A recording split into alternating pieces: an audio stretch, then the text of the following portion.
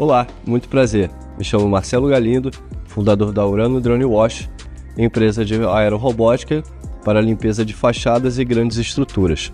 A Urano ela nasceu com o propósito de trazer soluções de aerorobótica para vários setores da economia. A gente já tem um departamento de entretenimento onde a gente faz shows de drones, aqueles shows de luzes para Réveillon, Natal e Carnaval. E agora no último ano trouxemos a solução de limpeza de fachadas para área comercial, empresarial, industrial, onde antigamente se fazia de 20 a 30 metros quadrados de limpeza numa escada, numa plataforma elevatória. Com o drone a gente faz 250 metros quadrados por hora. Isso representa um trabalho de 2.000 metros quadrados em um único dia.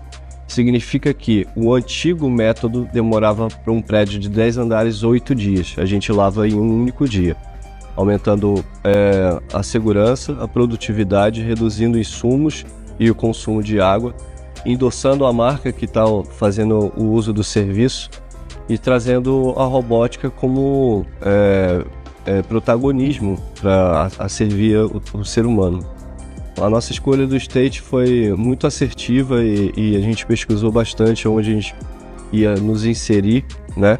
A gente está falando de um assunto que é bem falado no mundo inteiro, mas quando a gente fala de Brasil, são poucos lugares como o state que podem abraçar um projeto como o nosso e contribuir, né? Tanto nós da Urano contribuir para o state e o state nos contribuir com conexões, com conteúdos muito interessantes. Então a gente está muito feliz com essa parceria.